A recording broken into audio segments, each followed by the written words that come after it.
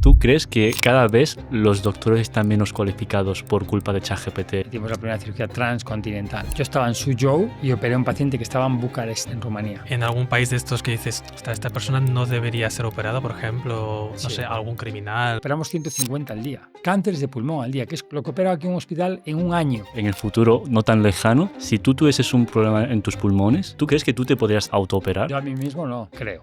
No me des ideas, ¿eh?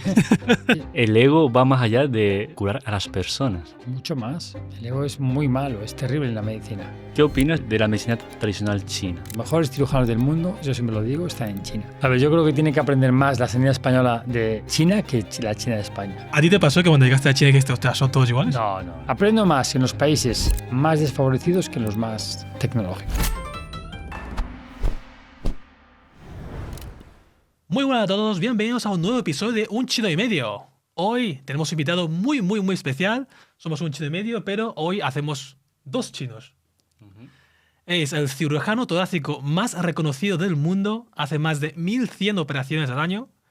De hecho, este fin de ha hecho 28 y justo después de terminar el 28 ha venido aquí para darnos tiempo a nosotros. Sí, de hecho, cada año hace más operaciones, o sea, está intentando crear otra especie de récord el cual ya ha hecho, va actualizando porque opera en más de 141 países. Cuando estaba mirando los documentales que le hicieron para hacer el guión, eran 130. O sea, cada año se va actualizando y lo que va a hacer es operar a todo el mundo de todos los países. Sí, o es ese objetivo. Bueno, si se puede, donde más pueda ayudar, yo encantado. También es Premio Nacional en Medicina en China, le dieron el premio ese en China, y Ciudadano de Honor en China también, concretamente en la ciudad de Mutanjiang. Es creador de la técnica uniportal BATS, que en chino tiene un nombre más épico, que luego lo nombraremos, que esto supone un gran avance en la medicina, tanto en la forma de operar el pulmón, el tórax, como después la repercusión que tiene, porque en los robots, ¿no? O sea, en la técnica más de robots, porque esta técnica también ayuda mucho en las operaciones de tórax de pulmón. De hecho, yo creo que en China, si le dicen a cualquier ciudadano chino o al presidente, hay un tren y en una vía estamos él y yo y en otra estás tú, yo creo que nos atropellan a nosotros y ya está. Sin pensar. Siendo chinos, nos atropellan a nosotros y ya está. De hecho, yo también voy a elegir eso.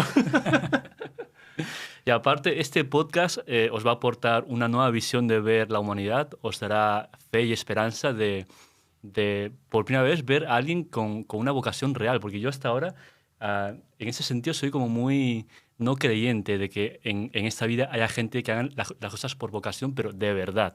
Y después de ver tu perfil y tu historia, Diego, creo que puede ser la primera vez que vea a alguien con esa capacidad de hacer feliz a la gente sin recibir nada a cambio. Además, yo pienso que debería conocerle más gente a él y no a nosotros, que no aportamos nada. Bienvenido, Diego. Diego González Rivas, que se me va la lengua, a nuestro podcast. Nada, encantado de estar aquí. Has dicho bien mi apellido, González. Sabes que en China se me ponen González. Sí, González. Con ese. Speedy González. Sí, dicen. No solo en China, en muchos países confunden mi apellido y ponen González. ¿A ti en China cómo te llaman? ¿Diego? O No. Xiaokang. Ah, por lo de González. Sí, porque González. porque González le deberían poner letras González, algo así. Y Xiao es pequeño, ¿no? Sí, pero Ke es como Hermano. mayor. Sí, como Hermano hermano mayor. Sí. Brother K. Sí, como pequeño hermano para tener así más... ¿No debería ser doctor González? O... Sí, pero bueno, es una forma cariñosa desde que llegué y me conocen mucha gente así. Xiaokang. Como a ti te dicen chico. No, algo así. Diego, explícanos un poco tu creación o lo que se han innovado o que los chinos... la razón de por qué los chinos te han dado el premio de medicina... En China. Sí.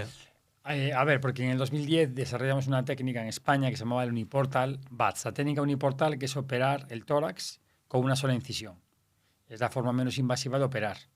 Entonces, esta técnica empezó a tener mucha notoriedad a nivel internacional, la empecé a expandir por el mundo y China se preocupó de aprenderla, ¿no? Entonces, en el 2012 me invitaron y en el 2013 el Shanghai Pulmonary Hospital me invitó para que yo la mostrase allí. Les gustó, empezaron a utilizarla y me fueron llamando cada vez más para que montáramos allí un centro de entrenamiento y que es mi base, ¿no? Yo trabajo más tiempo. Porque como bien sabes, en China hay mucha preocupación por parte de los pacientes de recibir la menor agresión quirúrgica. Entonces, para ellos una incisión es lo menos invasivo y tienen esa creencia de que cuanto menos invasivo sea, mejor para. Claro, porque nosotros somos más de regular, o sea, somos más de medicina china que no tanto operar, quizás. No, la gente ¿sí? Yo creo que es más de operar. De hecho, en China, la gente, como hay programas de screening muy precoces que detectan los tumores pulmonares en fase inicial, y eso es algo muy pionero en el mundo que empezó a hacer China, en cuanto se detecta una lesión muy pequeñita, los pacientes chinos ya quieren operarse, quieren quitarse. Son más preocupados que los españoles. Y el gobierno... Lo cual tiene su parte buena, ¿no? Porque no quieren esperar, ¿no? Y se operan rápido. Y España, a nivel de gobierno, no tiene problema en compartir toda esta sabiduría o información que tú tienes con otros países. Bueno, es que es algo que yo comparto yo, es decir, Okay. una cosa mía, propia. Y yo creo que me considero un ciudadano del mundo. Entonces, aunque soy español, llevo muchos años viviendo fuera de España, y entonces, pues, para mí no hay fronteras. Yo ayudo a todo el mundo que pueda, donde pueda, y el mundo es mi hogar, como digo, ¿no? Porque una sola incisión, para hacernos una idea, es que antes, ¿cuántas incisiones, o sea, que son herramientas que usan para operar un pulmón? No, bueno, antes la cirugía tradicional, la cirugía convencional torácica era muy agresiva. De hecho, se sigue haciendo en muchos sitios aún, que es operar con una incisión enorme, pues de unos 15-20 centímetros. 15-20 centímetros para el pulmón. Por aquí, ¿no? Abrir el tórax, separarlo, como si fuera un gato hidráulico. O sea, separa las costillas así. Ajá. O sea, tus costillas se pueden separar así. Y entonces metes las manos y trabajas. Vale. Entonces, que eso es súper agresivo.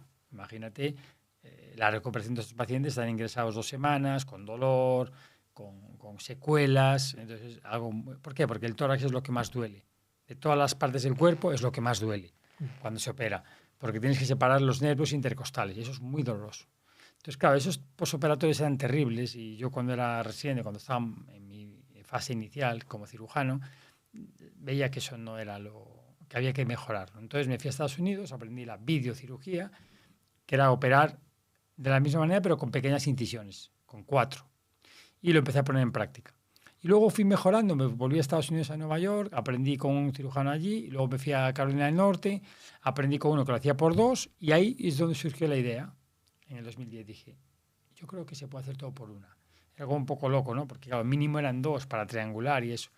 Pero yo veía que era posible y empecé a trabajar en esa idea y haciendo mucha experimentación y tenemos un quirófano experimental también donde probamos, me di cuenta que se podía hacer. Y en junio del 2021 hice la primera cirugía del mundo con una sola incisión. 2021. Esto fue un cambio... Tampoco hace tanto, entonces. 2010. Vale, 2010. 2010, junio del 2010. Okay. Primera cirugía del mundo con una sola incisión. Y a partir de ella fue la explosión. A partir de ahí te llamaron de China para ir a trabajar ahí 24 horas al día. 25. 25 horas al día. Yo en China trabajo Pero con chinos tú trabajabas de lunes a domingo y 24 horas al día. Trabajo ¿no? más que los chinos. ¿Sí? De hecho, se sorprende de mi capacidad de trabajo, me lo dicen. Y los chinos de ahí, ¿cómo te hablan? En inglés, supongo. Va en inglés, sí. Porque claro, esto si vas a una gran ciudad es fácil, pero cuando vas a ciudades como más pequeñas... Me hablan en chino. Te hablan en chino. Entiendo algo y... Pero tú tienes que llevar a un intérprete siempre, entonces, ¿no? Sí, siempre hay alguien que hable algo en inglés. Okay. Porque mi chino es muy... O sea, de hecho... me comunico en quirófano para cosas básicas, entiendo, y puedo hablar, pero ya cuando voy a una ciudad y me empiezan a hablar de cosas, ya no. O sea, en cirugía siempre tienes que tener a un traductor que esté ahí pendiente de... Sí, alguien que sepa inglés. Español y chino. Sí. O inglés y chino. Okay. ¿Y cómo es en una cirugía china? ¿Allí los chinos hablan más fuerte que los cirujanos de aquí? ¿O? Sí, bueno, los chinos, como bien sabes, tienen un tono más alto. Cuando hablan, parece como que están enfadados, pero no. Es su forma de hablar, ¿no? Hablan alto y ya está. Pero son muy respetuosos en quirófano. Es decir, es muy raro que en China veas discusiones entre la gente, como puede ocurrir aquí en un quirófano, que a lo mejor alguien discute, hay mal rollo. No, allí no ves mal rollo, todo el mundo trabaja. Son muy disciplinados, son los más trabajadores, son los mejores. en medicina que yo he visto en mi vida. Los mejores cirujanos del mundo, yo siempre lo digo, están en China. En todas las especialidades. En todas las especialidades. ¿Por qué? Porque la cirugía es repetir movimientos. Sí. Es repetir movimientos. Cuanto más repitas un movimiento, mejor vas a ser. Y son los que más operan, porque son incansables. Entonces yo con China tengo una idea que, claro, cambia mucho cuando llegas por primera vez pensando que China va a ser otra cosa y te encuentras el futuro, ¿no? ¿Qué es lo que pensabas? Bueno, es lo típico, ¿no? Cuando ahora ya no, pero hace muchos años cuando te hablaban de China, pensabas en China como que estaban más atrasados, masificado todo. Entonces, cuando llegas a China y alucinas, es que viven en el futuro desde hace muchos años. Y entonces te das cuenta de que es la potencia mundial, a nivel tecnológico, a nivel trabajar, a nivel médico, a nivel cómo operan los cirujanos, cómo son los hospitales, cómo lo eficaces que son para las cosas. Es decir, tú en China necesitas algo y te solucionan el problema ya. Tú tienes un problema con un iPhone un domingo a las 9 de la noche y va a haber alguien que te lo solucione. Va a haber alguien que te lo repare.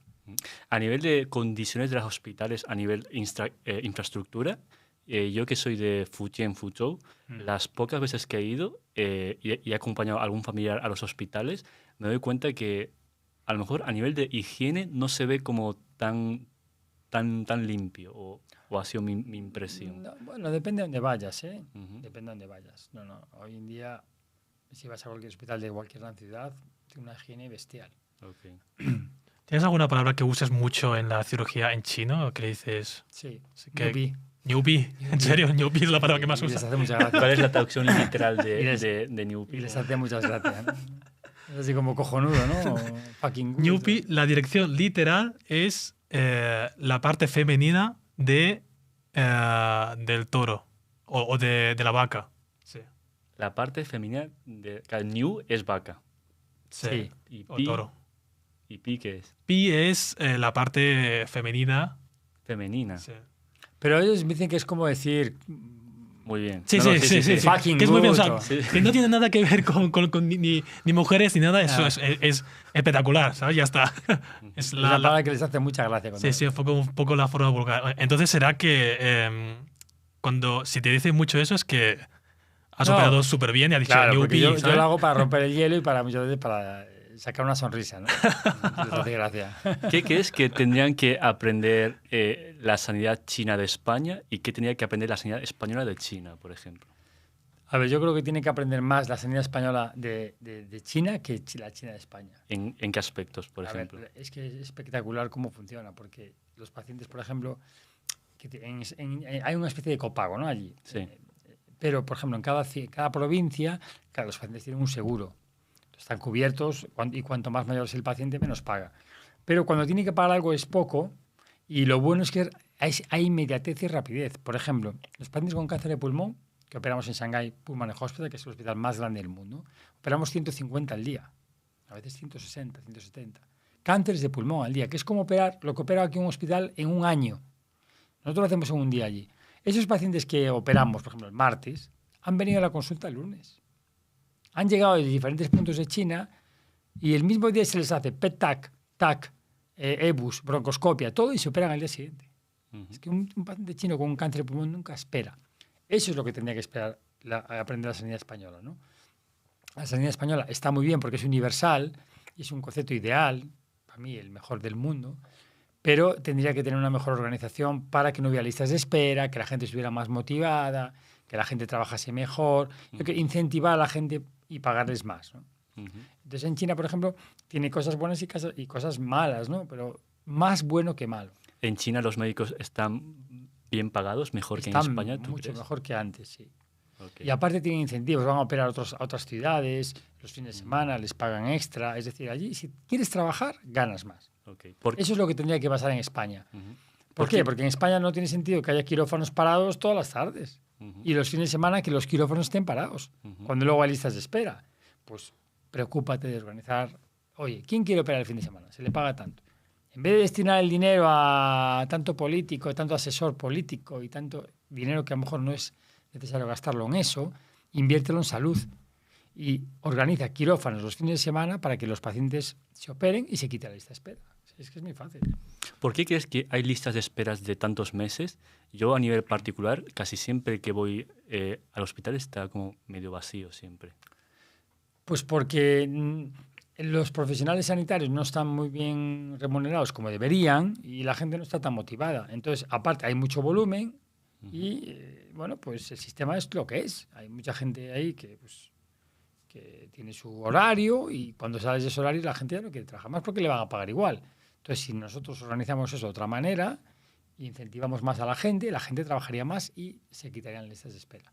Simplemente organizando quirófanos. Mira, yo he operado 28 este fin de semana, pero eran cirugías privadas. Pero lo he hecho con todo mi equipo. Hemos operado 28 pacientes que están perfectos todos. Eso mismo, ese fin de semana, sábado y domingo operando, que se haga en la sanidad pública, pagando a la gente, porque son horas extras. Y la lista de espera se acaba. O sea, es cuestión de eficiencia y no de más personal, digamos. No, el personal yo creo que llega. Hombre, evidentemente haría falta más, pero quiero decir que si tú organizas bien a la gente puede hacer el trabajo perfectamente. Lo que tienes que es motivarlos, estimularlos para que la gente trabaje más. ¿Y hay algo de China que podrían aprender de España, por ejemplo? A ver, podrían aprender de España, por ejemplo, el sistema de donación de órganos. En China les gusta mucho el trasplante, pero hay pocos donantes. Entonces, yo creo que eso tendrían que aprender. Lo que pasa es que es un tema cultural. Aquí en España hay mucha cultura con la donación, la gente está muy concienciada, y en China es más difícil, como ya sabéis, que la gente done, ¿no? Por ese tema del más allá, del organismo, de que esté intacto. Con Por eso donación, les gusta. ¿te refieres a alguien que está sano, que decide No, dar...? no, alguien que fallece y que Vale. done sus órganos. Vale. En China es más difícil, es un problema, porque la gente tiene esa creencia de la vida más allá y por eso el Uniportal es tan importante en China, porque la gente quiere que su cuerpo esté lo menos agredido posible, ¿no? Entonces, claro, si eso, el sistema de donación de España es ejemplar a nivel mundial, pues que ellos aprendieran el sistema de donación de España, no sé cómo, quizá incentivando a la gente, ellos lo intentan, ¿eh? Pero es cultural, es cuestión de la población, que diga, bueno, para que no necesito los órganos, vamos a donarlos. Sí, yo creo que es abrir un centro médico en el más allá y que tuvieran los órganos después, ellos por ahí y ya está. Exacto. Hablando de las remuneraciones, yo de pequeño, bueno, y actualmente escucho que tú que has operado en toda China, a los cirujanos les pasa algunas veces que los familiares de los pacientes le dan como un sobre rojo al cirujano para que se esfuerce, ¿vale? Para que dé del todo, porque es también para como propia seguridad del familiar, ¿no? A que el cirujano pues lo opere con todas sus fuerzas y que pueda curar a su marido o su hijo en esos casos. ¿A ti te ha pasado alguna vez que han querido darte dinero extra así por privado? A ver, no, me han hecho regalos, pero así dinero a mí directamente no. Bueno, a veces te Lo he regalan. visto, sí, sé que ocurre, pero no en China, ocurre en muchos países del mundo. Sí, también. Que hay mucha creencia de muchos pacientes en muchos países, eso lo he visto, que si le dan algo de dinero al cirujano, lo va a tratar, lo va a operar mejor, ¿no? ¿Y cuál es el regalo más caro que te han hecho? El regalo más Un coche ahora. Un Mercedes-Benz. A ver, me han regalado relojes, de muy caros. Relojes muy caros, ¿no? No, a veces. Pero bueno, algún paciente multimillonario que opera en algún sitio. No, a veces lo que hacen es, bueno, lo que he oído es que te regalan té, pero dentro del té es full Pero billete. no en China, ¿eh? No en China. No, los relojes, el regalo en China no, en el resto del mundo. En China no. No, en China no he recibido así regalos. No, porque normalmente la gente que operamos tampoco es así muy pudiente, entonces algún paciente he operado, sí, con mucho dinero y me ha hecho algún regalo, pero no. Los regalos más caros los he recibido en Oriente Medio, en Latinoamérica, en sitios así. ¿Qué opinas de la medicina tradicional china? A ver, la medicina tradicional china está bien, yo creo que es un complemento, tiene cosas muy interesantes y creo que deberíamos aprenderla más. ¿Qué es lo que más te ha sorprendido, por ejemplo, de la medicina tradicional china? ¿Cómo estimulan el sistema inmunológico? me parece muy interesante. La forma de estimular el sistema inmunológico, ¿no? Por ejemplo, la acupuntura. Creo que la acupuntura tiene muchísimas funciones. Y lo que pasa es que nunca me he preocupado de profundizar y de aprender, ¿no? Pero he leído, he visto cosas y me ha parecido muy interesante. Ese concepto de reforzar el sistema inmunológico, ¿no? Para prevenir la enfermedad, eso está muy bien. Y luego, cuando la enfermedad aparece, pues tratar de diversos puntos, porque yo he visto que hay amigos míos que por una jaqueca se la han quitado con acupuntura o que ha tenido otro tipo de dolencias. No es placebo, entonces, es real. Es real, sí. En algunas cosas sí. Yo no sé hasta qué punto... Claro, en un tema de cáncer, yo no sé hasta qué punto la medicina tradicional tiene su valor. Creo que tiene valor como reforzamiento del sistema inmunológico, pero a nivel, ¿sabes? Ya cuando hablamos de tratamiento oncológico, ahí ya no sé cuál es el valor de la medicina tradicional china, ¿no? Yo me guiaría más por la medicina, pues eso... Occidental o la china normal, ¿no? Bueno, ya por el tema de China, ¿cómo surgió el tema de ciudadano de honor que te dieron Bueno, que lo dije al principio, o sea, la técnica uniportal BATS, aquí se llama técnica uniportal BATS, pero en China se llama 世界单孔 Espera, ¿eh? 世界单孔胸腔镜之父. O sea, es como que algo mundial, es el padre de la técnica de una sola incisión a nivel mundial. Digo, joder, ese nombre es mucho más épico que técnica uniportal BATS. O sea... Bueno, simplemente Tangong. Tangong, te digo. Ah, vale. Ah, Tangong, eso sí. ¿Y cómo te nombraron ciudadano de honor ahí? ¿Cómo llegó eso? Pues porque yo empecé a operar y a implementar la técnica en el norte de China, cuando era una zona más remota, en la provincia de Heilongjiang. Iba mucho a Harbin, iba mucho a esa zona. Y entonces una ciudad que se llama Mudanjiang querían aprenderla y me invitaron.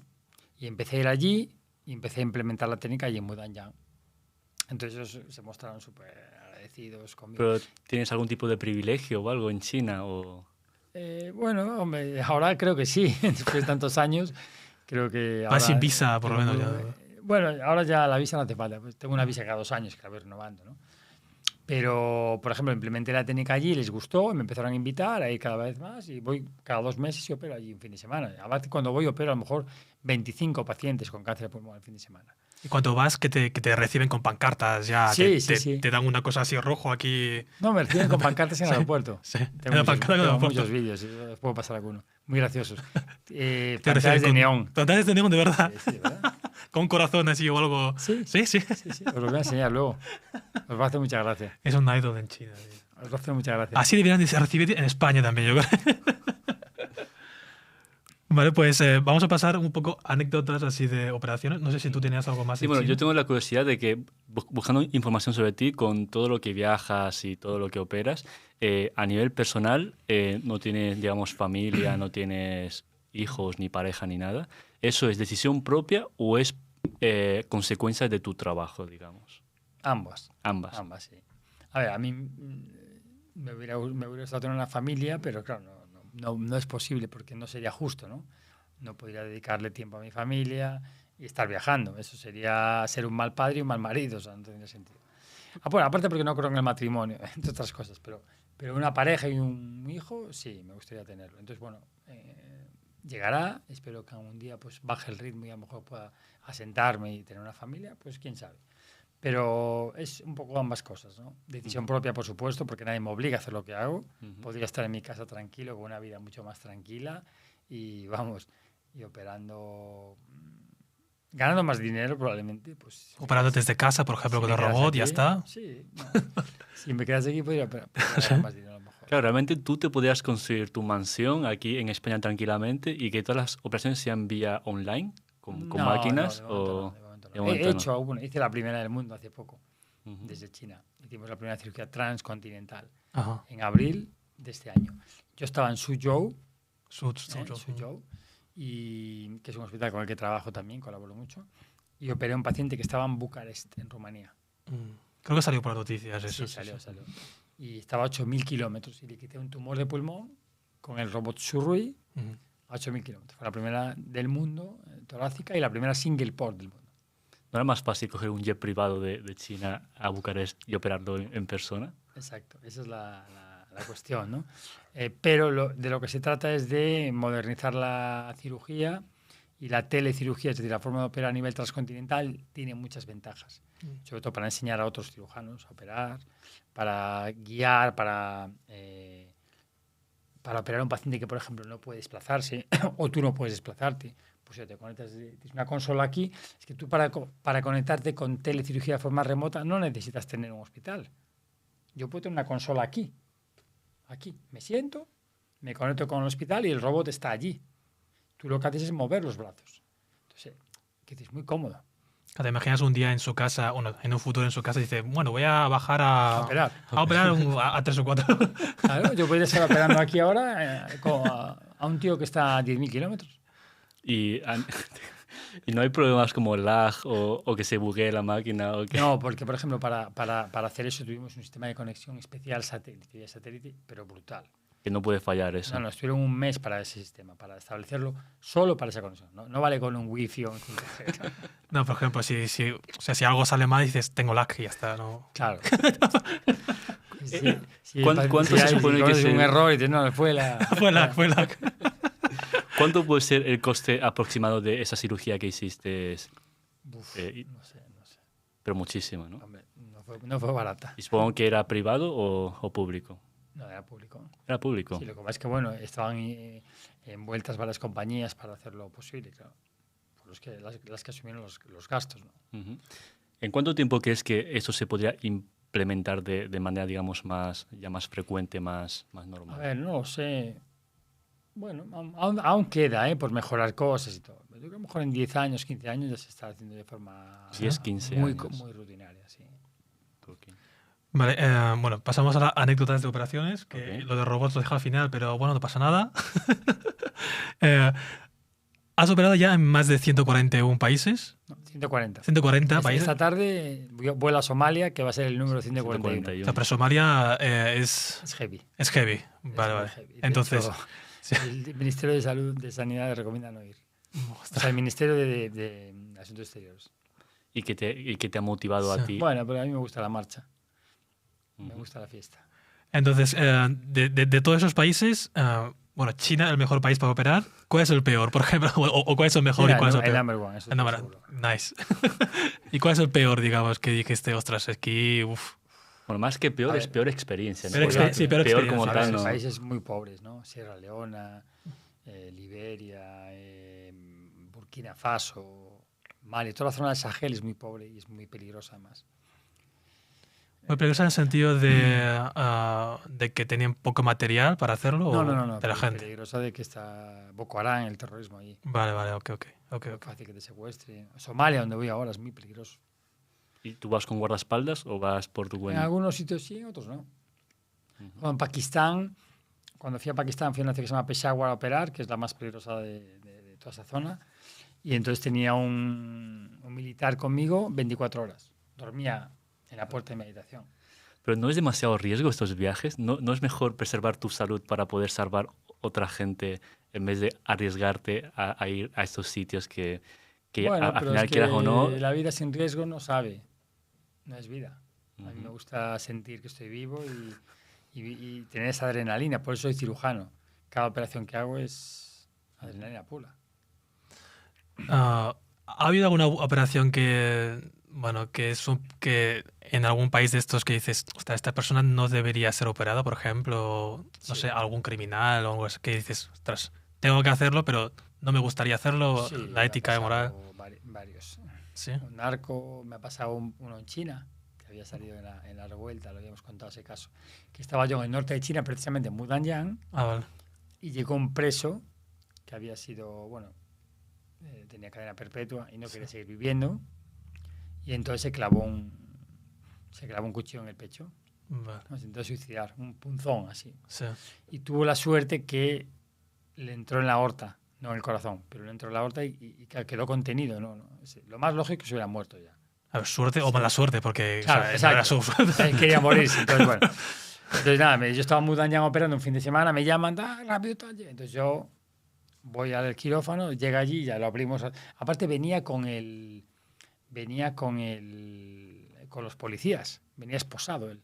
Vale. con grilletes. O sea, con el punzón Con en el el punzón ahí clavado, os lo enseño luego si queréis, y esposado. y esposado. ¿Y por qué, si él ya no quiere seguir viviendo, por qué no le dejan no seguir viviendo? A ver, pues porque tú como médico tienes que preservar la salud. No, sí, no, No pero me puedes... refiero, el gobierno o la prisión, o sea, si él no quiere seguir viviendo, porque creo que en China existe, ¿no? La pena la pena capital, Sí, la pena. o es solo en determinadas ciudades. No lo sé, tío. ¿No yo- sabes? Ah, vale, vale. Sí, yo creo que sigue viendo muy poca, ya es menos que antes, pero sigue habiendo como Estados Unidos, que también la hay muy limitada.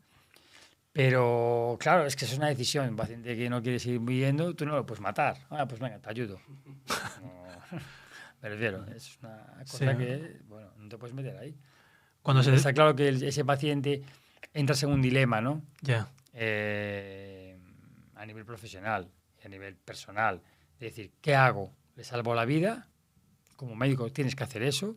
¿O sigo su voluntad? Pero es que no puedes no hacer nada. Entonces, el paciente llegó, hay que salvar la vida.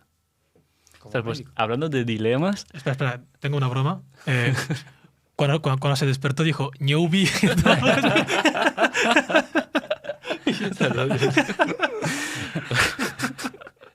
Vale. No creo que dejes eso. ¿No? Te dije, tendría que decir otra cosa que los chinos lo tenemos en la cabeza. creo. Mira, chao. Espectacular, Tío, Diego. cultura, muy bien, muy Espectacular, bien. Diego. vale, hablando de dilemas, imagínate que tienes un paciente que ya tiene reservado contigo una cirugía de vida o muerte durante mucho tiempo y justo ese día le toca su turno, pero de repente tienes un familiar que también le ha pasado algo y te necesita a ti. Tú, en ese caso, ¿a quién operarías? ¿Al que ya lleva esperando su turno X tiempo o al familiar tuyo que te necesita ya y que te avisaron esa misma mañana, por ejemplo? Hombre, joder, me estás poniendo una pregunta. macho. No, Yo es- soy experto en hacer este tipo de preguntas. Sí, es experto en todos los podcasts. Tiene esas Yo preguntas. operaría a los dos. Ujú. Porque puedo operar a los dos. Es que es muy fácil de responder. Operaría a los dos, uno tras otro. Vale, ¿a quién primero? ¿Al que primero? Al que lleva esperando por mí. Aquí ya ganado por ti. Ok. Buena respuesta. Bueno, has operado a más de 11.000 pacientes ya. Probablemente sí. A más de 11.000 pacientes. Tienes una fundación, que es lo de la camiseta esta que llevas ahora, de Fundación Diego Diego Rivas. González Rivas. ¿En qué consiste un poco la fundación para que la gente... Pues mira, como yo llevaba yendo a operar a países del tercer mundo desde hace muchos años, pues y siempre tenía problemas porque iba a África a operar y no tenía cámaras, no tenía grapadoras, tenía que andar pidiendo cosas, bueno, siempre era un lío, ¿no? Pues lo que hice fue crear esta fundación, ¿vale? Para poder conseguir recursos, donaciones y poder construir una unidad móvil con la cual poder operar. Es decir, es como un hospital móvil. Y lo construimos, es el primero del mundo. El primer hospital móvil del mundo para hacer cirugía mínimamente invasiva. No ha habido ninguno así. Y lo pusimos en África y lo empezamos a mover por África. Hicimos las primeras misiones el año pasado en Ghana. Y este año hemos hecho una en Sierra Leona. Entonces lo movemos y tenemos donaciones que nos donan material. Entonces, ¿qué hago? Vamos a ese país con mi equipo, mi enfermera, mis enfermeras, mi anestesista, mis compañeros cirujanos. Entonces, reproducimos las condiciones ideales, porque el hospital es un quirófano por dentro, con toda la tecnología, el más moderno del mundo, con 4K, conexión satélite, todo lo más moderno. Entonces, reproducimos las mismas condiciones que tendríamos si ese paciente fuera operado en un hospital de Alemania o de España. Entonces, claro, no es como yo, por ejemplo, yo lo voy a Somalia, ¿no? Ya. A operar, pero no voy con la unidad móvil. Voy a operar a un hospital, no sé lo que me voy a encontrar. Porque a lo mejor la cámara, bueno, ya sé más o menos porque me han mandado, pero claro, la cámara no va a ser perfecta. El anestesista no va a tener experiencia a lo mejor en intubar para hacer cirugía de pulmón. Me va a faltar eso, me va a faltar lo otro. Entonces, eso siempre tengo dificultades. Cuando voy con mi camión, con mi unidad móvil, por toda África, reproducimos las mismas condiciones que si el paciente en África se operase en un hospital top, aquí. Porque tengo mi equipo. Entonces, claro, eso es ideal. Operamos con una tranquilidad y la movemos de un sitio a otro. Es una pasada. ¿Y las donaciones son de entes privadas o también son de diferentes gobiernos? De todo el mundo. De todo el mundo. Todo el mundo puede colaborar. Entra en la página web fundaciondiegogonzalezribas.com. Se lo dejamos en la descripción para Eso. que la gente que quiera... Arriba le das a donar y puedes donar. Y agradecemos a la gente que done porque es muy caro todo, ¿no? O sea, tenemos que hacer siempre eventos, torneo benéfico. Ahora tenemos una gala benéfica en Vigo el día 22, que hay muchísima gente ya apuntada. Bueno, pues tenemos que ir así. Empresas que donan, bueno, pero es que es carísimo. ¿No? ¿Te imaginas lo que es moverla por África? Cada cirugía... Por ejemplo, con todas las operaciones que tú haces, ¿el precio te lo da el que te llama o eres tú el que lo da? Porque en tu caso tú puedes decir, bueno, yo soy único o de las pocas personas en el mundo que puedo hacer lo que estoy haciendo, no te voy a cobrar lo que tú me digas, te cobro lo que yo quiero y lo que me sobra, pues, para la fundación. Eso, Sí, eso no lo podrías hay hacer, las por ejemplo. tarifas, más o menos. Entonces, yo siempre ajusto. Cuando es cirugía privada, yo siempre ajusto al paciente.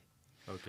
Es decir, yo no le voy a cobrar igual a una persona. Por ejemplo, este fin de semana vino un paciente de Estados Unidos, que lo operé el viernes. No le voy a cobrar igual a un paciente que es pudiente, Ok. pues que uno que, por ejemplo, me dice, yo no tengo recursos, doctor. Pues yo le opero gratis muchas veces. O le bajo lo máximo. ¿Entiendes?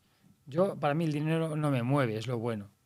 Ujú. Porque me mueve mi profesión, mi pasión, me mueve... Si me moviese el dinero no me iría a Somalia a pasarlo mal, ¿entiendes? Porque Somalia pierdo dinero, o sea, yo gasto de mi dinero para ir allí. Ahora con la fundación, bueno, pues podemos cubrir el avión y tal. Pero quiero decir, te tiene que mover otra cosa, ¿no? Te tiene que mover la vocación, la pasión por lo que haces y el dinero es secundario, el dinero viene después. ¿Cuántos años tienes actualmente? 51. Vale. ¿Qué es lo que te ha hecho mantener la vocación tanto tiempo? Porque por lo general en cualquier profesión, el profesional al cabo de los años como que su vocación va decreciendo siempre, ¿no? ¿Qué es lo que te hace a ti como mantener esa vocación hasta el día de hoy? Yo creo que ir cambiando, e ir yendo a sitios diferentes. Te das cuenta que mi vida es cada día en un sitio. Me levanto en un sitio cada día. O sea, mañana me voy a Somalia, pero luego de Somalia me voy a Alemania. Yo opero el jueves en Alemania, en Potsdam. Y el viernes voy a operar en Bucarest. Y el sábado me voy a Kuwait. Entonces, mi vida es así, todas las semanas. Entonces, eso es lo que hace que estés todo el tiempo con una motivación extra. ¿Por qué? Porque tu vida es diferente cada día, creas equipos aquí, allí, ayudas a gente de todo el mundo, creas escuela, ves cómo tus alumnos crecen, ves cómo los pacientes van bien, ves el reconocimiento que te hacen en un país, en el otro. Es decir, vas a otro país, te quedan 4 días, lo visitas.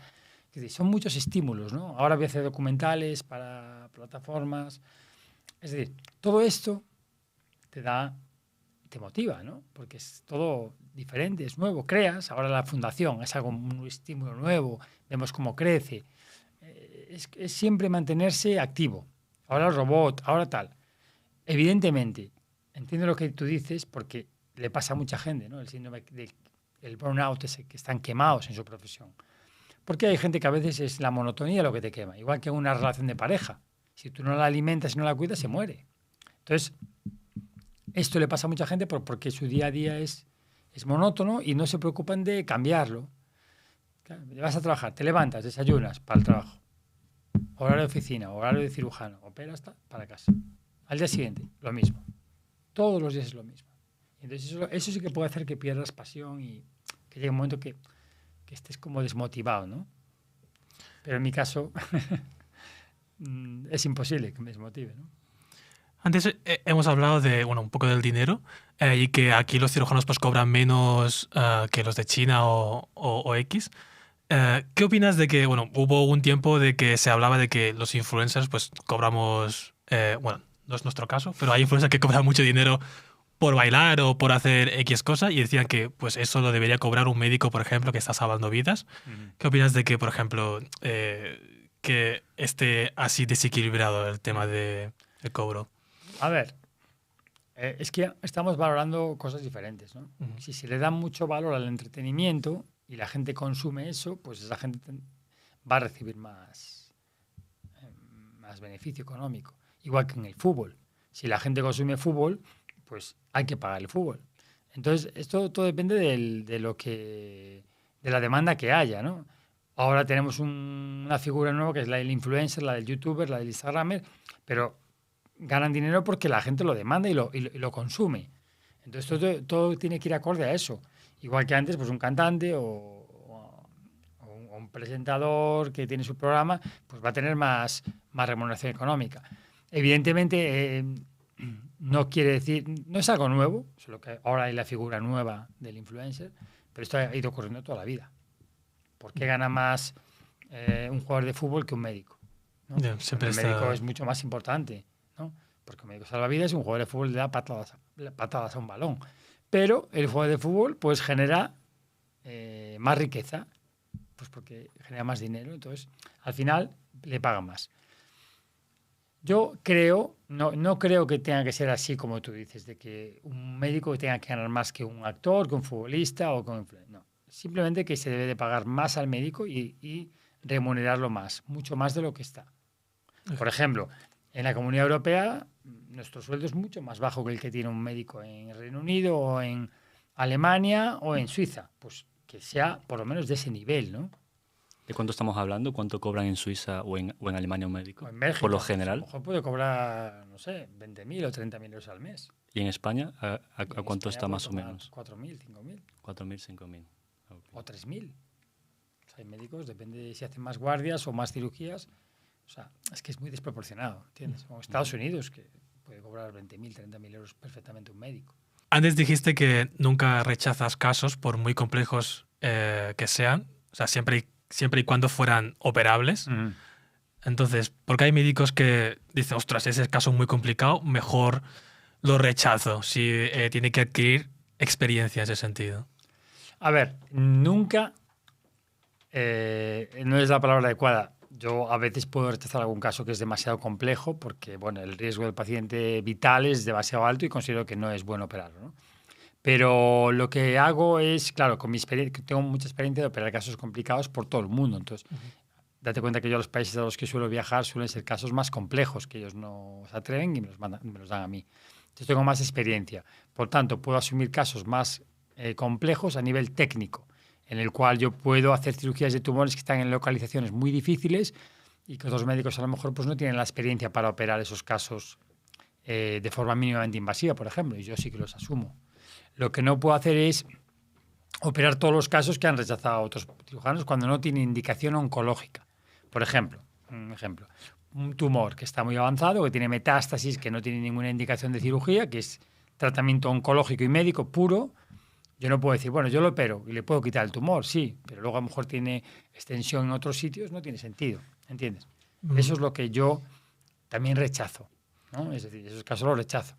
Pero acepto casos cuando tienen una localización muy compleja, son tumores que, por mi experiencia, me permite hacerlos.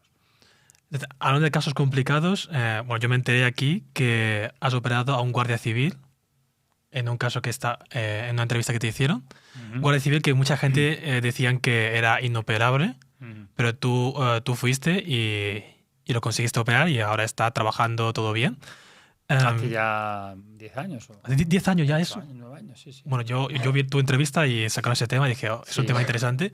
O sea, yo donde quiero sacar es, nosotros, bueno, gente normal cuando tenemos un problema, ¿a cuántos médicos tenemos que recurrir para decir que, vale, puedo ser operable o no soy operable? Porque claro, si hay gente que dice que es inoperable y vas tú y dices que sí, entonces tenemos que recurrir, preguntas a más médicos, por ejemplo. Claro, o sea, es que eso es una pregunta compleja y ese caso fue un tumor de un chico joven que tenía un tumor enorme, ¿vale? Y que se estaba muriendo. De hecho, si llegamos a esperar 2 semanas más, se muere. Y estaba en Coruña y lo vio otro cirujano que no tenía experiencia, entonces consideró que no se podía operar.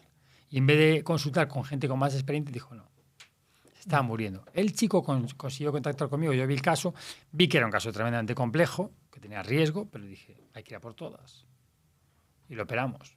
Lo operé porque tenía también afectación, se extendía al hígado, ¿no? El tumor era enorme, del tórax pasaba al hígado.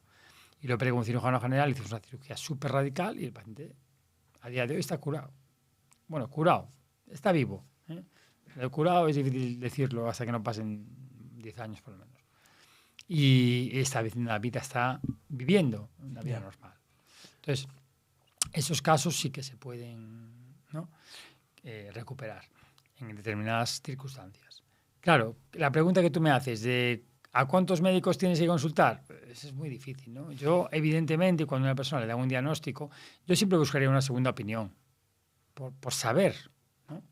pero evidentemente también te tienes que fiar de tus médicos. Claro. ¿no? En Pero- ese caso, por ejemplo, que le dijeron que no era operable o que no era viable, si le queda 2-3 semanas de vida, Se hubiera muerto, claro. no tienen que intentarlo aunque piensen que no, Claro. que no es viable. Sí, yo creo que hay que buscar una segunda opinión siempre. No, o sea, los mismos médicos que dijeron que no, Sí. no, simplemente por esa 0,01% Mm. de probabilidad de que salga bien, no lo tendrían que haberlo operado. Pero no tenían la experiencia para hacerlo. Ok. Vale, bueno, otro caso que se habló, supongo que también hará de bastante tiempo, es un paciente en Perú que decías que tenía el pulmón pues ya hecho polvo, que tú lo operaste, pero que al cabo de un tiempo pues por X no lo hizo bien por su salud o lo que le habría pasado, pues al final pues falleció. Ujú. Entonces, ¿cómo gestionas tú esos casos que los familiares digan, si no lo hubieran operado, quizás hubiera vivido más tiempo, o que antes de que lo operen, pues estaba bien? Ujú. Cosas así, ¿no? Sí, ese fue un paciente que operé en una ciudad que se llama Tacna, que está allí muy remoto en Perú. Y era cuando yo empezaba a hacer cirugía ya por el mundo, ¿no? Este caso es de hace muchos años. Y cuando llegamos hicimos ese caso que era tremendamente complejo porque era un tumor inflamatorio, unas tuberculosis, todo pegado, bueno, dificilísimo. Hicimos una cirugía de 4, 5, 6 horas, muy larga, muy compleja. Y bueno, el paciente fue bien, pero luego hizo una complicación en el postoperatorio y falleció, ¿no? Entonces, bueno, el paciente estaba muy bien y se recuperaba, pero pasó eso. Entonces, claro, ya luego las complicaciones que pueden surgir, a lo mejor, claro, no saben manejarlas Yeah. o realmente este paciente tenía también una función cardíaca justa. Es decir, un paciente que tiene una serie de riesgos, ¿no? Entonces está el dilema de si lo operas o no. La familia aceptó operarlo porque el paciente estaba echando sangre por la boca todos los días. Se podía haber muerto en cualquier momento. Es muy peligroso cuando un paciente empieza a expulsar sangre por la tos, no por el sistema digestivo, por la tos. Eso es tremendamente peligroso porque se puede ahogar en su propia sangre. Si el tumor explota o la lesión que tiene explota, se ahoga en sangre. Eso es, vamos, súper desagradable. Y entonces, por eso decidimos operarlo y la familia estaba de acuerdo, asumiendo el riesgo. Pero luego hizo una complicación y se murió. Entonces, claro, te quedas siempre con la duda, claro. ¿Lo podías haber hecho mejor? Bueno, pues la cirugía estaba bien hecha, pero claro, el postoperatorio tiene esos riesgos, ¿no? ¿Cómo es salir de la clínica y tener que comunicarle a la familia que, por ejemplo, no lo ha conseguido el paciente? A ver, es muy duro, eso es muy raro. ¿Eso te encargas tú o se encargaría otra persona No, de...? tú, tienes que ser siempre tú. Ok. Sí. A ver, es duro cuando fallece en el postoperatorio, ¿no? En quirófano es muy raro, excepcional que se muera, en lo que es la mesa de quirófano. Ujú. Eso es dramático, pero es duro cuando se te muere en la planta o hace una complicación. Es raro que pase, muy raro, pero puede ocurrir. Y suelen ser pacientes de mucho riesgo. Es decir, un paciente que tiene una cardiopatía, un paciente que tiene un problema vascular, un paciente que tiene problemas asociados de salud, tú lo operas del pulmón y luego tiene sus cosas y, bueno, pues le cuesta, ¿no?, salir. ¿Qué suele pasar por tu mente cuando le tienes que comunicar a la familia que no lo ha conseguido? Es lo más duro de nuestra profesión. ¿Sientes miedo, por ejemplo, por si alguien se vuelve loco y hay agresión física o cualquier cosa? No. ¿Tienes que hacer un entrenamiento así para tener la mente un poco más fría en esos sentidos? Porque, claro, tú ves de gente vivir y gente morir de... No, un entrenamiento no. Realmente ya estás habituado, ya estás acostumbrado, ya sabes cómo funciona esto. Es decir, ya tienes la experiencia de tratar con las familias, sabes lo que le tienes que decir, pero evidentemente siempre es un mal trago, lo pasas mal. Date cuenta que los cirujanos nos llevamos a los pacientes para casa, siempre. Yo esta mañana estaba pensando, bueno, fui a ver a los pacientes de ayer que operé, pero yo esta semana voy a seguir pensando en los pacientes que operé ayer y antes de ayer y voy a hablar con ellos y tal. Entonces te los llevas siempre para casa. Tú operas un paciente el viernes o 2 y estás el sábado pensando en él, cómo está, no sé qué. Con lo cual, son historias que te llevas. Cada historia te la tienes dentro. Y el hecho de que se muera uno de ellos es muy duro. Es como si se muere un amigo. ¿No? O sea, no es una cosa que para ti es un desconocido. El paciente al final se convierte en casi un amigo, una persona con confianza. ¿Por qué? Porque él ha depositado su vida en tus manos y tú has hecho lo más importante para él en su vida. Has hecho el acto más importante, que es, por ejemplo, operar un pulmón es súper heavy, ¿no? Es decir, tienes la vida del paciente en tus manos, no puedes fallar. Un fallo y se muere en la cirugía. Entonces, él te ha depositado su vida en ti. Y tú se la devuelves, y eso es lo más gratificante que hay. Cuando alguien te deposita su vida en ti y tú fallas, o sea, aunque tú no sea un fallo tuyo, pero es un fallo de todo el proceso, para ti es como un fracaso, es como una decepción. Entonces eso es muy duro de asimilar. Cualquier paciente que fallece y cualquier cirujano lo sabe, que no es fácil de asimilar. En operaciones muy largas de 6, 8, 10 horas, ¿cómo gestionas cosas como ir al baño, estornudos, hambre, bajón de azúcar o cualquier cosa? ¿Os preparáis o cómo hacéis para que podáis estar activamente durante esas 8 horas operando sin parón? A ver, tú puedes ir al baño, tú puedes parar un momento y ir al baño y volver. Eso puedes hacerlo. Y puedes también parar un momento, comer algo de azúcar y seguir, ¿sabes? Pues un dulce o alguna cosa. Pero bueno, mis intervenciones no son realmente muy largas. No, porque ya soy rápido, tengo ya experiencia. Antes sí, a lo mejor mis intervenciones duran 4 o 5 horas. Ahora, una intervención que me dio 4 o 5 horas ya es tremendamente compleja, es súper compleja. Ahora me acabo de acordar. ¿Qué opinas de esto? Tengo un hermano que tenía un quiste atrás en el cuello, bueno, en la parte ya más arriba del cuello que ya junta con la cabeza, digamos. Y él me dijo que se operó en la sanidad pública y me dijo que mientras le ponían la anestesia, como que él sentía como que, no sé si era médico o enfermeros, como que no estaban nada concentrados y estaban charlando de este sábado voy a hacer esto, el otro día me pasó esto. ¿Deberían estar concentrados para darle confianza al paciente o es como que no importa? Hombre, sí, deberían. Bromear lo mínimo en ese momento. Pero bueno, vamos a ver, es que eso era como anestesia local, claro. Sí, creo que sí. Claro. Normalmente el paciente está dormido y en quirófano hay conversaciones. No, mi hermano estaba... Bueno, la anestesia local es el que te ponen la aguja en el sitio y tú sigues despierto. Claro. Lo oía todo. Normalmente en quirófano la gente está dormida, entonces no se entera de nada. Nosotros bromeamos, hacemos coñas y tal, quizás cierra el asunto. Es muy típico en quirófano. Escucha música, hay gente que escucha música, hay gente que charlas durante la cirugía. Pero bueno, yo estoy muy concentrado en mis operaciones, ¿eh? Y cuando hay un momento crítico jamás hago bromas y jamás subo el tono. Es decir, me mantengo... Porque sé lo que es. La cirugía torácica es compleja. Bueno, el resumen de todo eso es que le dejaron un agujero detrás de la cabeza sin pelo, con un bulto que creo que se llama queloide. Pues eso fue el resumen. Le cicatrizó mal. Un agujero de la moneda de €1 más o menos, sin pelo y como... Tienes tu hermano, tío, que te ríes, tío. Quedó peor de lo que estaba, ¿no? ¿Eh? Quedó peor de lo que estaba. Bueno, no sé, un quiste aquí, no sé qué consecuencias puede tener, pero... Bueno, cicatrizó mal un queloide, eso puede ocurrir. Okay. Vale, y la gente que, bueno, de momento estamos bien, ¿cómo que alguna recomendación para que tengamos el pulmón bien? O sea, no fuméis. fumar No fuméis. Y el vapor, por ejemplo. En China fuman, madre mía, qué locura lo que fuma la gente allí. No fumar y no vapear. El vapeo es tremendamente dañino, es terrible. No sé, vamos más a la montaña a respirar aire o yo qué sé. Ya puedes respirar aquí en la ciudad tranquilamente, y con tal de que te cuides un poco, comer bien, dieta equilibrada y sobre todo no fumar, ¿no? Eso es lo peor para el pulmón. ¿Tú fumas, por ejemplo, Diego? No. Okay. Vale, en la técnica uniportal, cuando fue creada en 2010, pero ¿es la primera vez que operaste o es la creación? La primera vez que se hizo un caso en el mundo, lo hicimos en Coruña. Vale, entonces, cuando tú tuviste la idea y lo quisiste llevarlo adelante, ¿tuviste obstáculos? O sea, bueno, en tu libro, de hecho, pone que tuviste muchos obstáculos. ¿Qué fueron los obstáculos estos? ¿Qué es lo que sucedió? Pues imagínate, ¿no?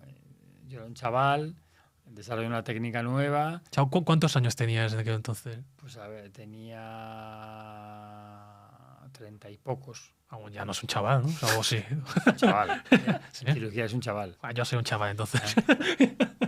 En cirugía es muy joven, ¿no? Vale. Sí. Okay. Con esa edad es muy joven para hacer algo Innovador. Porque cuando empiezas en cirugía, tú empiezas a operar realmente con 30 años, o sea, con independencia.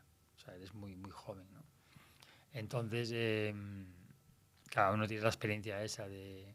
Pero bueno, el hecho de que yo hiciera eso, pues mi jefe no lo vio bien, no era el protagonista, eso, ya sabes que los egos. Sí. Y entonces intentó bloquearla, intentó que no lo hiciéramos, que no saliera adelante, decía que era peligroso, y bueno, yo me rebelé, yo dije que sí, que seguía adelante con ella, porque creía en ella, y hubo una guerra ahí tremenda durante años, pero no te imaginas. De hecho, mi primer libro, que se llama Imposible es nada, que recomiendo a todo el mundo que lo lea, porque ahí se cuenta, y aparte los fondos van para la fundación, se cuenta esa historia, capítulo 8, obstáculos, muy duro, muy duro.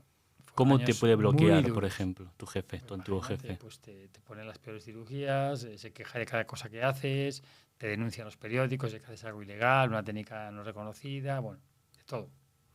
Pero Y- bueno, yo seguí adelante, es lo que más orgulloso estoy en la vida, de haber seguido adelante Ok. con ello y luchar por ello y sacarla adelante. Y Cuando luego, yo estaba haciendo algo por primera vez en el mundo. Si yo hubiera tenido un fallo, se hubiera muerto. Hubiera venido por mí. Entonces, por eso es lo complejo de esta situación, ¿no? El poder seguir adelante creyendo en lo que haces y luchar por ello. Por eso estoy orgulloso en ese aspecto, ¿no? y cuando lo conseguiste, ¿tuvo alguna consecuencia esa persona que te intentó bloquear Bueno, durante al tanto final tiempo? tienes que leer el libro.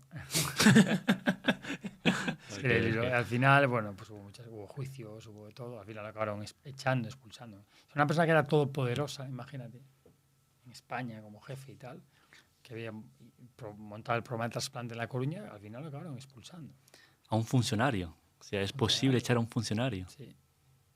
Ok. Imagínate la gravedad de la situación. Ujú. Por eso, imposible es nada, hay que leerlo. Entonces, sucede mucho en el ámbito médico, estos que dices, hostia, este chaval que quiere innovar y que otras personas por ego pues le pusieran barreras. Sí, Sucede es muy mucho. frecuente, sí. Es muy frecuente en la ciencia, ¿no? O sea, toda innovación va asociada a una restricción. Y esto ocurre mucho en medicina. O sea, pero ¿te quiere bloquear o quiere hacer lo suyo, por ejemplo? Directamente? No. Normalmente la primera reacción es bloquear algo que no es tuyo, o sea, rechazarlo. Vale. No, esto es algo inherente a la historia de la humanidad y a la historia. Mira, Galileo, cuando dijo que la Tierra era redonda, imagínate, ¿no? Vale. Era un hereje, ¿no? O sea, es una locura, ¿no? O Semmelweis, que fue el que descubrió la asepsia. Semmelweis era un médico que hace ya muchos cientos de años se dio cuenta de que si se lavaban las manos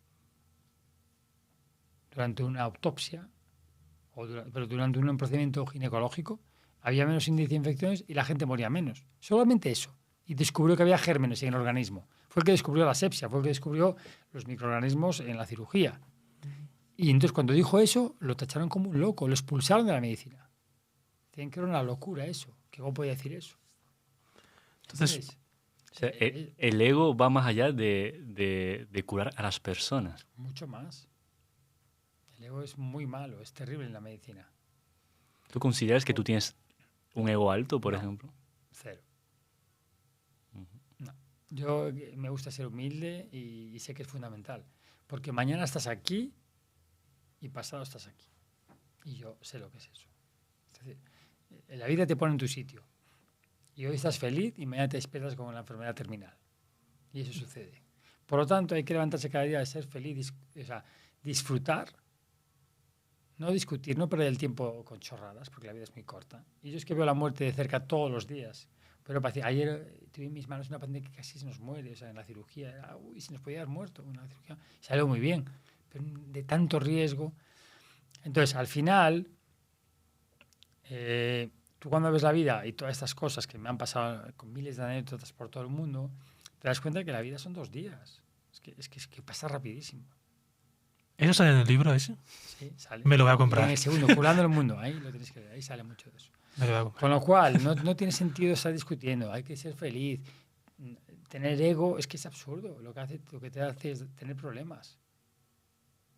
O sea, tienes que, evidentemente, hacer las cosas bien, saber que lo haces bien y divulgarlo, difundirlo, me parece estupendo, pero ya el ego de mirar a otros por encima del hombro o creerte más que nadie o no aceptar innovaciones de otras personas. No, yo soy abierto.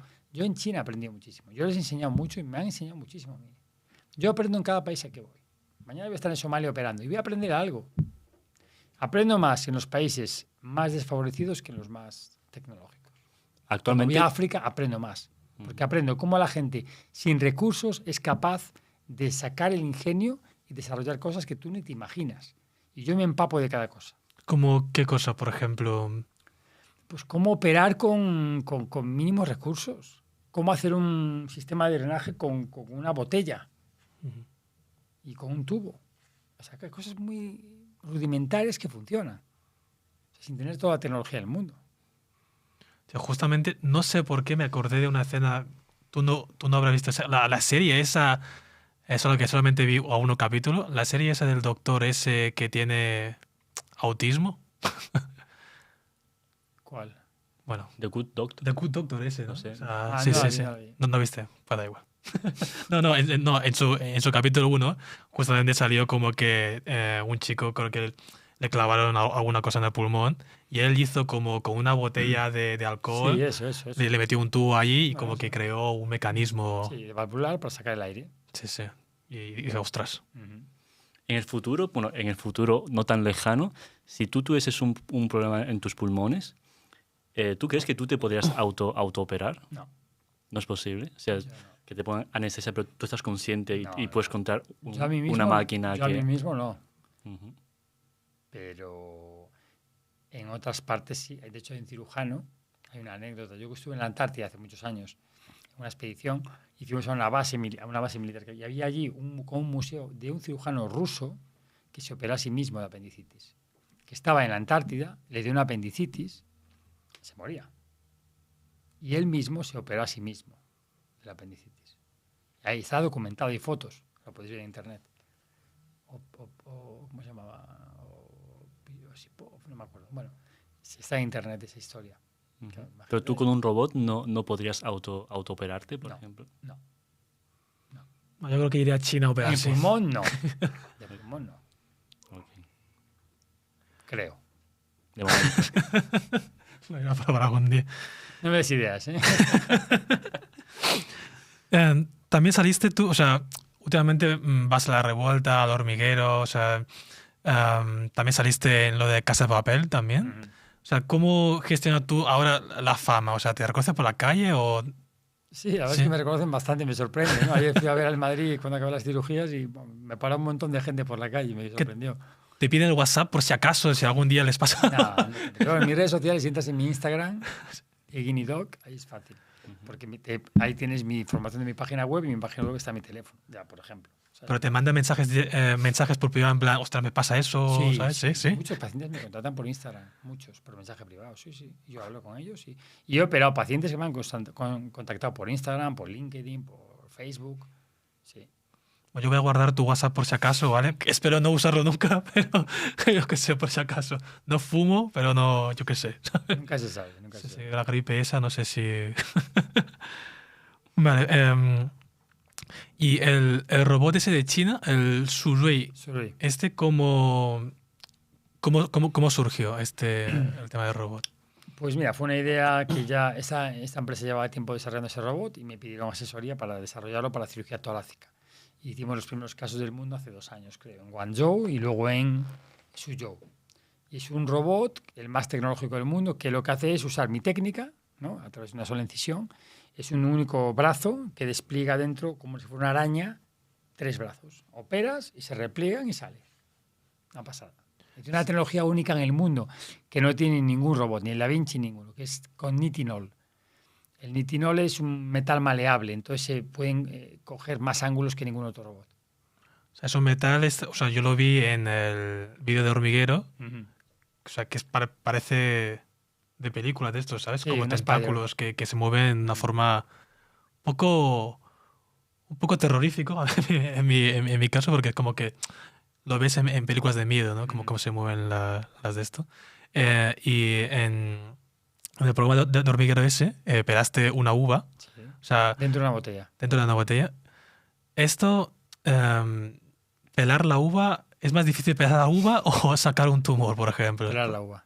pelar la uva, ¿no? Porque te veía ahí, ostras, se veía complicado, ¿eh? Muy Ahí. complejo. Aparte que estaba en directo y decía, joder, como me cargue la uva, quedó fatal. No veas. Aparte es que el robot acababa de salir esa versión, no la había ni probado casi.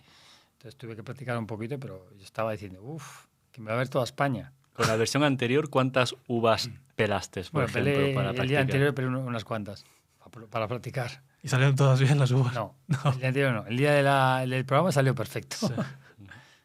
Y este robot que tiene tu técnica, tú eres cofundador entonces, porque si tiene tu técnica tienes que haber sido tu No partícipe. cofundador, de- yo sí colaboro con la empresa, sí.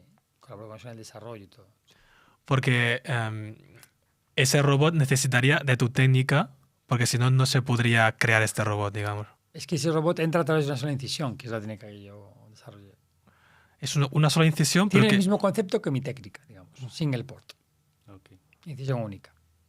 Incisión única que sale 3 brazos, ¿no? Una con Exacto. cámara, otro con unas tijeras, ¿no? Y con la otra lo va recortando. Cámara y tijera. Sí, sí, o sea, tiene Era tres todo, brazos. no, tiene un tiene- montón de instrumental, sí. Vale, y con ese robot es la que te permite después, posteriormente, operar a distancia. De hecho, con ese robot hicimos la primera cirugía transcontinental del mundo, abril de este año, desde Suzhou a Bucarest, 8.000 kilómetros.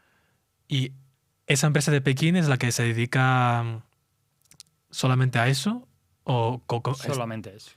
Digamos que la principal ventaja de este robot es que no tiene el tembleque que tenemos los seres humanos, ¿no? No. ¿O cuál sería tembleque la- no, porque los robots ya no tienen tembleque en sí. de Por por eso, o sí. sea, que no tiene el tembleque No, que... pero la principal ventaja de Shuru es que es single port, es una sola incisión.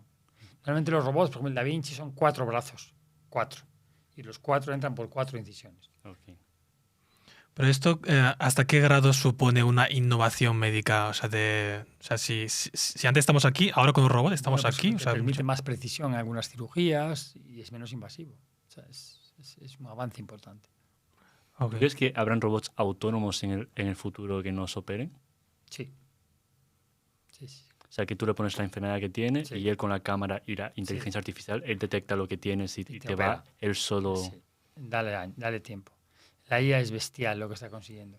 Y es evidente que en unos años los robots operarán solos.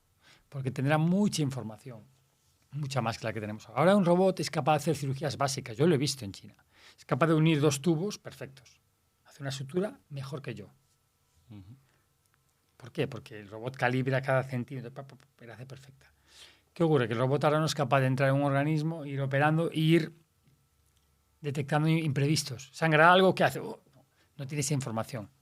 Pero cuando la tenga, que es cuestión de tiempo, será capaz de hacer la cirugía perfecta. Entonces habrá un cirujano en la sala controlando ese robot, vigilando que esté todo bien, pero la hará el robot.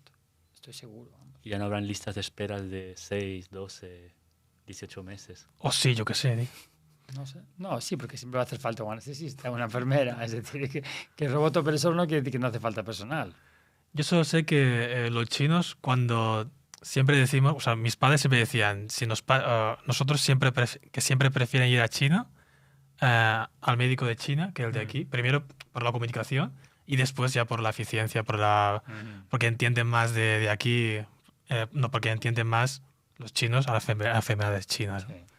Yo esto nunca lo he entendido muy bien, tío. Mis padres son los de cada vez que, o sea, aquí casi nunca van al médico, sabiendo que es gratis, y aprovechan que van de vacaciones a China para hacerse todo tipo de pruebas. Sí, es curioso. Y yo les digo, pero si lo tienes gratis aquí y está bien, ¿por qué no vas? ¿Por qué no lo utilizas? No sé por qué, me llama mucho la atención. Los pacientes chinos siempre van, cuando tienen un problema se van para China. Y siempre dicen, es que en China los médicos son mejores. Mm. Pero, tío, estás en España, que reconocidamente es uno de los mejores países del mundo en cuanto a sanidad, más o menos. Pero bueno, en China es que son muy buenos. Y sobre todo los cirujanos. Es que aquí en China lo que hace mi madre, por ejemplo, es como una revisión general que se llama Tijian. ¿Sabes? Que vas ahí y ya te hacen de todo, pero aquí lo que te hacen es un análisis de sangre y ya está. Que yo no sé hasta qué punto te pueden ver con un análisis de sangre y cosas, ¿no? En China Ahí es mucho más exhaustivo, sí. De hecho, por eso sí, hay programas de detección precoz de los tumores, porque incrementan los tags de baja resolución en las revisiones de empresa. Aquí, por ejemplo, te hacen un análisis de chequeo de empresa, ¿no? A cada trabajador, cada año. Te hacen una analítica, un electro, poca cosa, ¿no? En China incluyen los tags de baja resolución. DAX de baja resolución. Sí, ¿Cómo se hace eso? ¿Con la misma máquina? No, con otra máquina, es más caro. Pero claro, está gran parte financiado por el gobierno, ayuda. Entonces, tú tienes un tumor en fase inicial, lo detectan allí mucho antes y se cura antes. Porque allí hay más incidencia de cáncer que aquí, en China. Hay más cáncer en China que aquí. Por temas de polución tradicional, o sea, temas de polución desde hace muchos años. Ahora ya es mínima, Sí. ha cambiado completamente. Y porque son más fumadores, temas genéticos. Bueno, en el pulmón por lo menos hay más cáncer que aquí. Yo, por ejemplo, tengo pendiente de hacer un vídeo en China que es como un centro médico hotel en el que tú, no sé si pagas 2.000 euros y durante 3 o 4 días te hacen todo tipo de pruebas médicas para saber exactamente lo que tienes desde arriba hasta abajo. ¿Has visitado algún hospital de estos? No, pero bueno, también lo sé en España, ¿eh? ¿Sí? ¿Aquí también hay? Sí, No sé. Vas a la clínica y te puedo hacer chequeos de todo. No, pero o sea, es un sitio que es como un hotel que tú entras solo para eso. Y te quedas ahí 2 o 3 días, hotel de lujo, pagas, o sea, tienes de todo. Sí, bueno, en China les gusta mucho hacer ese tipo de cosas, seguro que lo hay, ¿eh? Son muy eficaces, o sea, hacen todo. Aparte, es que hay tanta variedad de cosas que puedes hacer en China. Es decir, te puedes hacer los chequeos de lo que tú quieras, o sea, hay la posibilidad de hacer lo que tú quieras, ¿no? Esa es una ventaja, ¿no? Bueno, antes dijimos lo tema de investigaciones, o sea, también para los chavales estos que de 30 y pico años que están queriendo innovar, o sea, para no terminar el tema en plan de que estén así desanimados sabiendo que hay gente que le puede poner barreras, ¿qué mensaje o cómo animarías a los chavales estos que quieren innovar ahora en España, por ejemplo? Pues que luchen por sus sueños, que sigan adelante, que trabajen duro, todo se consigue con trabajo, nada es gratuito, nada viene porque sí. Y que al final, pues, todo sale a la luz. Es decir, si eres bueno y si tu idea funciona, si tu idea es buena, va a funcionar. Porque esto del ego entiendo que pasa en todos los países. En China también debería pasar lo Todos mismo. los países, sí. Quizá en España es muy acentuado, me llamó la atención. Quizá en España es demasiado acentuado, pero eso pasa en todos los países. Y para acabar este podcast, una última pregunta. ¿Tú crees que cada vez los doctores están menos cualificados por culpa de ChatGPT y todas estas cosas? Es como que cada vez los doctores que salgan de las carreras son menos cualificados. Esa es una buena pregunta. Es que yo antiguamente, de niño, tenía una percepción de los médicos de que son mentes brillantes, son gente espectacular. Y ahora veo a mi amigo Paquito, que es una persona normal y corriente, que hasta vulgar de vez en cuando, que me dice, estudio medicina y me gradúo el próximo año. Digo, ¿tú? Bueno, pero vamos a estudiar medicina. Dale, tío. Tío, más respeto a tu amigo, tío. Hostia, acabas de destruir a Paquito.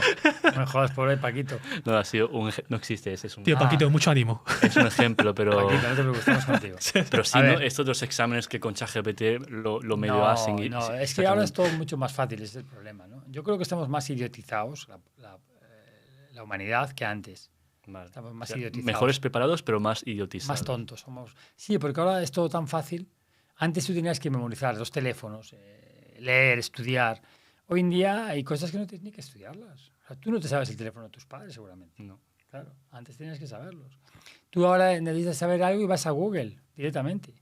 Es más, estamos llegando a un nivel ya que eso hace a la humanidad más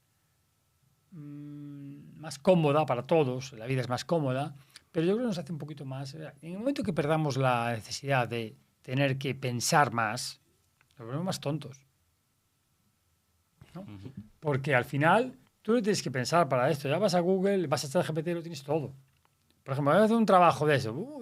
Te lo hace ChatGPT en un minuto. Una tesis.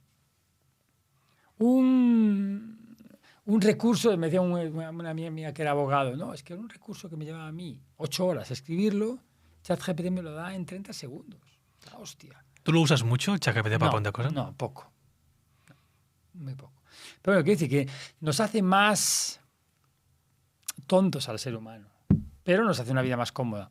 Y bueno, yo creo que hay que regular eso, porque si no, es un escándalo, claro, imagínate. Si dependemos tanto de la tecnología, por ejemplo, lo que iba a comentar antes. Ahora estamos llegando a un nivel ya que no va a hacer falta ni aprender idiomas. Ya hay unos AirPods que ya están muy avanzados, que tú te los pones y tú me hablas en chino y yo te entiendo porque me estás traduciendo al español. Con lo cual, en un futuro, no habrá que estudiar idiomas. Tú irás a un país con tus AirPods y yo te estaré hablando en español y tú en chino y estaremos los dos comunicándonos perfectamente. ¿Entiendes? Entonces, eso es bueno y es malo. Tiene la parte buena que te hace todo mucho más cómodo, pero tiene la parte mala que se pierden cosas. Se pierde que la tecnología hace que haya mucha precisión en los diagnósticos, pero al médico le quita cosas. Antes era muy importante explorar a un paciente, los signos clínicos. Ahora ya no hace falta explorar. Haces un TAC, una resonancia, un PET, tienes toda la información. El tumor está ahí, ya está. Entonces, tiene su parte buena y su parte mala. Coge la radiografía, lo pasa a ChatGPT y le dice... ¿Sí? ¿Sí? ¿En serio? Claro. Espera, Le mandas la inteligencia artificial es eso. Le pones un tag y te dice todo. Mejor que un radiólogo. Por eso va a acabar incluso con los radiólogos. Hostia. Va a acabar con todo. Con los cirujanos, con los radiólogos, con los... Pero no con un chino y medio. No con un chin y medio, que seguirá haciendo... Bueno, cuidado, porque dentro de unos años habrá un chin y medio hecho con IA que no vas a distinguir si sois vosotros o no son. Sí, tampoco distingue entre los chinos. O sea, ¿a ti te pasó que cuando llegaste a China dijiste, ostras, son todos iguales? No. Menos mal. No, son muy distintos. Vale, pues vamos a terminar el podcast, ese episodio, pero quiero terminar con la frase que Diego siempre decía de pequeño, que sean todos muy felices y que no se muera nadie, chicos. Que no se muera ningún familiar. No se muera ningún familiar. Bueno, nadie en general, ¿no? Pero si es un familiar, pues mejor. Eso lo decía yo de pequeño cuando Sí. grababa cintas. Sí. Y con 6 años. Y me preocupaba que la gente se muriese, ¿no? Y entonces, pues, en una de las cintas digo, que no se os muera ningún familiar. Y ahora ya se ha operado ya 11.000 personas, tío, espectacular. Pues nos vemos en la siguiente, chicos. Espero que hayan pasado muy bien, que hayan aprendido un montón de cosas y... Chao, espectacular.